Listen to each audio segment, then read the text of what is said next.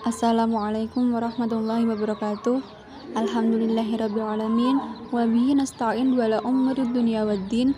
Assalatu wassalamu ala asrafil anbiya'i wal mursalin Sayyidina wa maulana Muhammadin wa ala alihi wa sahbihi ajma'in, amma ba'du. Di video pembelajaran kali ini akan membahas tentang filsafat barat zaman modern abad 17. Sebelumnya, saya akan memperkenalkan anggota dari kelompok 9. Yang pertama, Putri Amelia Nur Ilma. Yang kedua, Reza Julia Hernanda. Yang ketiga, Salwa Maulidia Nahdoh. Dan yang keempat adalah Wiju Utami. Tokoh-tokoh filsafat zaman modern abad 17. Rasionalisme.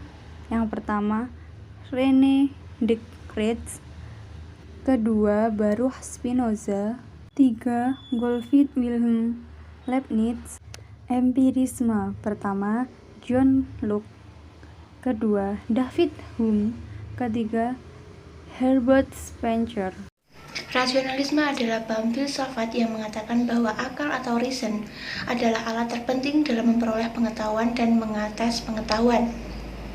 Jika empirisme mengatakan bahwa pengetahuan diperoleh dengan alam mengalami objek empiris, maka rasionalisme mengajarkan bahwa pengetahuan diperoleh dengan cara berpikir.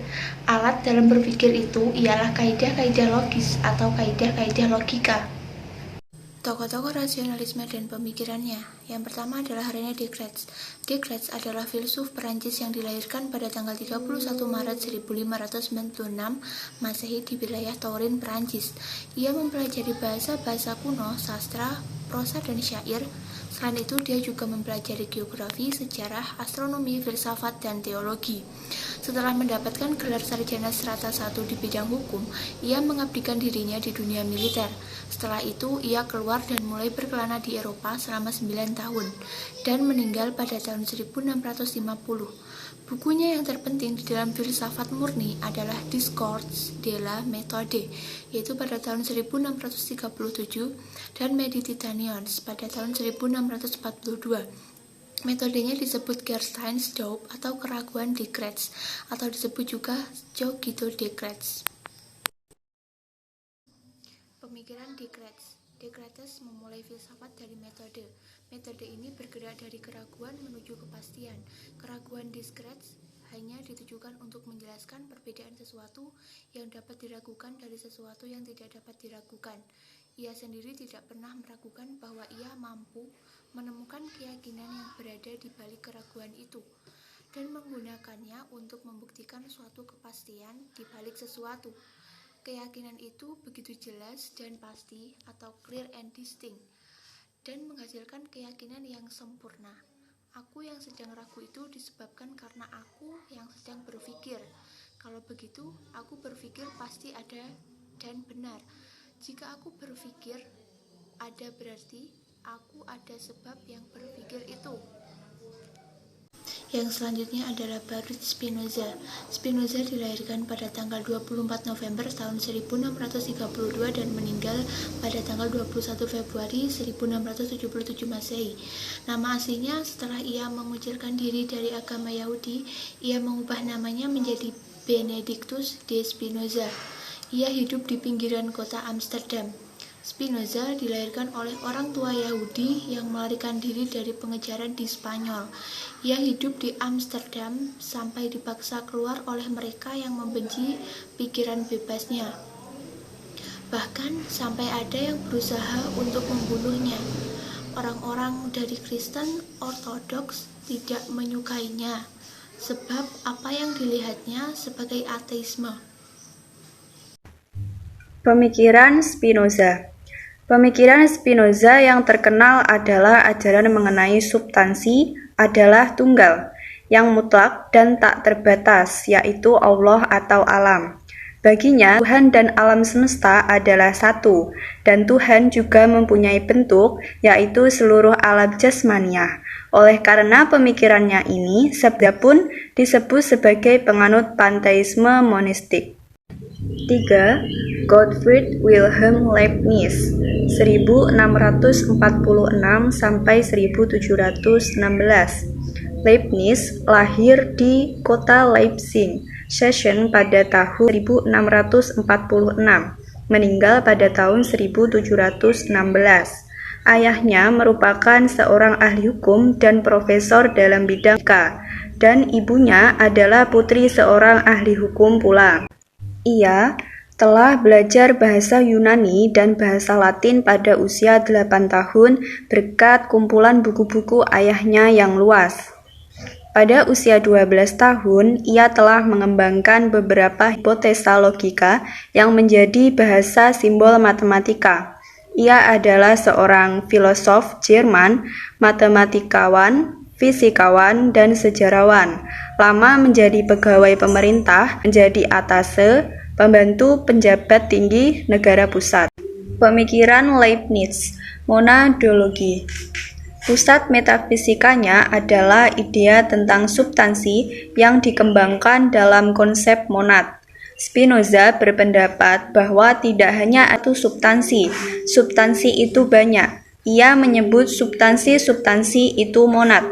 Setiap monad berbeda satu dengan yang lain, dan Tuhan sesuatu yang supermonad dan satu-satunya monad tidak dicipta adalah pencipta monad-monad itu.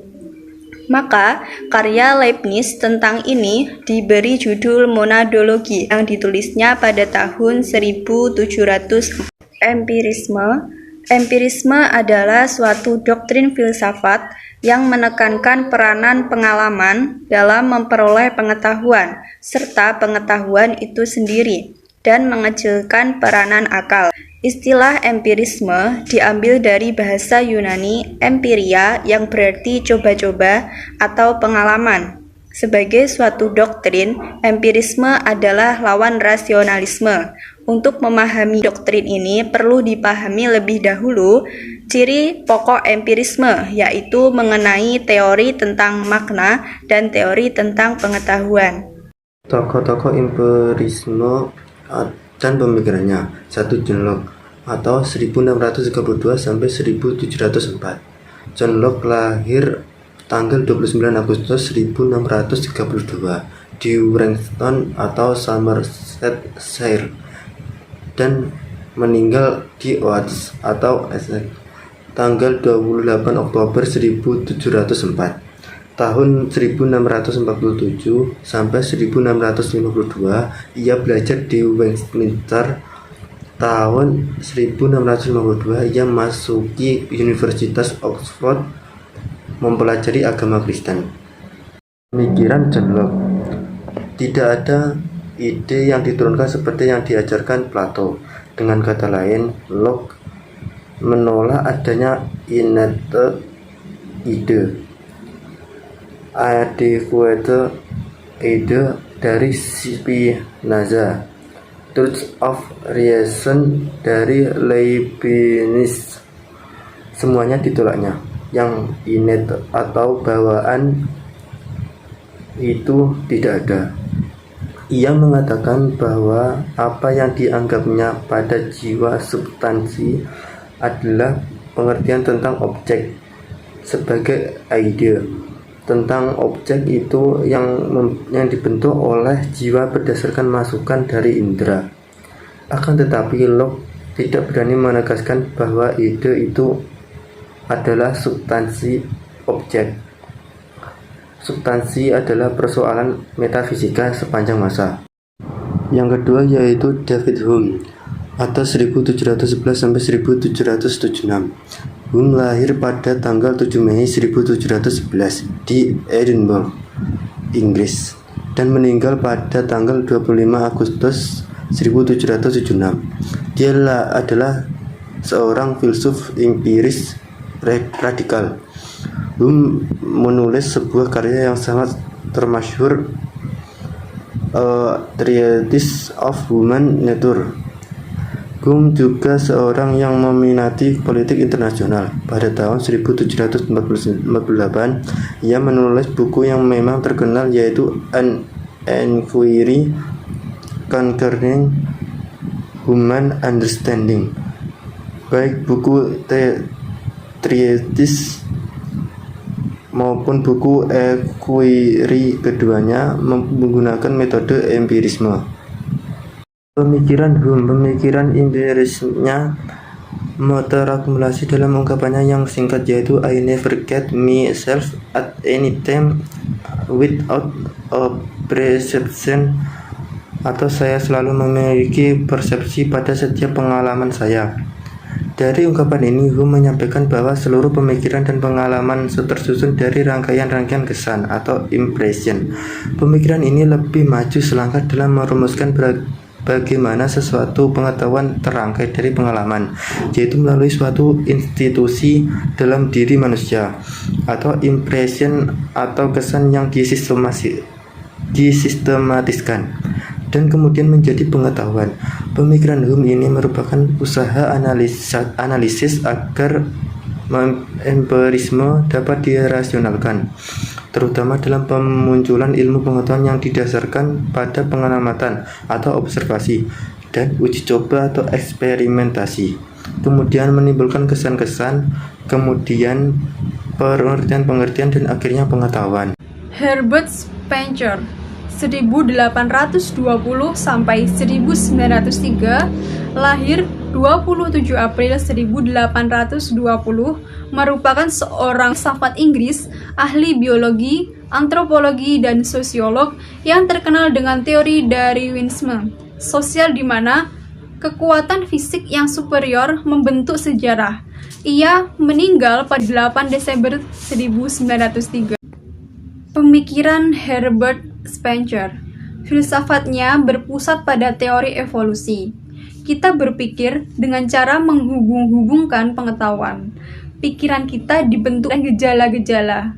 Rekonsili antara sains dan agama menjadi tidak mungkin. Apa yang dipahami, biarlah sains membicarakan hukumnya. Menolak Tuhan, mengambil materialisme, biarkanlah agama mempertahankan Tuhan dan menolak materialisme. Sekian dari kelompok kami. Bila ada kurang lebihnya kami mohon maaf. Wabillahi taufiq wal hidayah, waridho wal inayah. Wassalamualaikum warahmatullahi wabarakatuh.